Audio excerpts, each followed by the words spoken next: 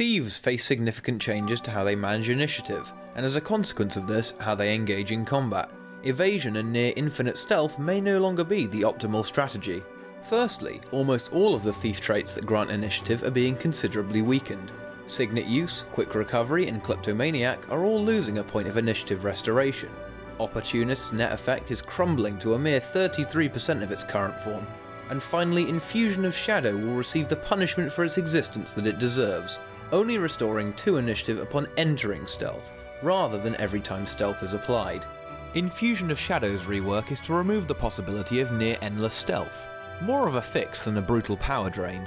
To compensate for the other alterations, the base rate of initiative regeneration is accelerating from 0.75 per second to 1 per second.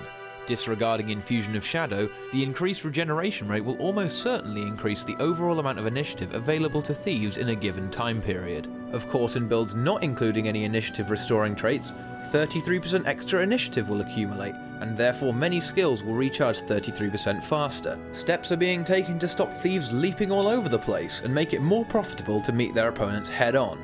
Both Vigor bestowing traits are losing 33% of their Vigor duration. Vigorous Recovery emerges 3 seconds less vigorous, while Bountiful Theft is having 5 seconds stolen from it. It would be untruthful to describe this as anything but a hefty blow to achievable Vigor uptime, but due to the mechanics and skill set of Thieves, it probably won't hurt them too much. The amount of disengage potential still available from utility and weapon skills will remain superb. Unfortunately, a fine specimen of the aforementioned disengages is about to deflate slightly. Shadow Return is gaining a 1/4 second cast time. It might not seem like much, but when a mace warrior is swinging their 3-second stun at your face, that 1/4 second may haunt you forever. It's still an excellent skill for avoiding disables or long wind-up abilities, but will simply require slightly faster reflexes. It's not all bad news though. Multiple traits are stepping forward to fill the void, the most prominent of which are contained within acrobatics. Assassin's Reward scaling is multiplying itself by 1.4 to 0.05% of healing power. Unfortunately, its amazingly unimpressive base heal of 69 means that it's still totally useless, and the amount of healing power required to make it even remotely helpful probably cannot be conceived, even by Asura.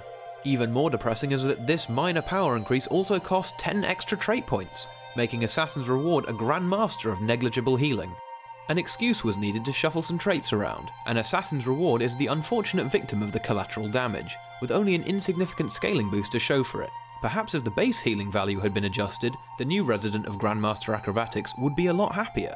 Taking Assassin's Reward's place as a mere master trait is hard to catch. With the halving in strength of quick recovery, hard to catch will definitely be a good trait to have, and although it doesn't prevent disables, teleporting away from an adversary just before they unleash an indescribable combo on you is not only amusing, but can completely blunt aggression. Finally for Thieves arrive a string of general improvements. Assassin's Retreat's swiftness duration is doubling to 20 seconds. If some kind of strange race across the borderlands through continuously picking off inexperienced players is the desired outcome, then this trait is ideal, otherwise it has limited application. Next is Critical Haste. Its trigger chance is increasing to 25%. It will be considerably more reliable. The probability of grabbing some helpful quickness during opening burst will become 2.5 times as likely, but in player versus environment situations it will remain as a thoroughly underwhelming 3.33% average damage increase.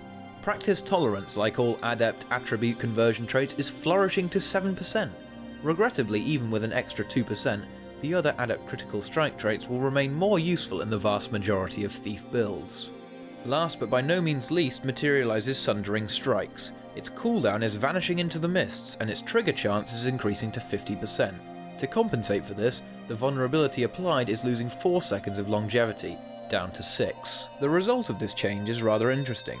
Provided a thief performs 3 or less critical strikes per second, Sundering Strikes will be roughly 10% worse. However, for every additional critical strike within 1 second, it will provide 30% more vulnerability compared to its old functionality.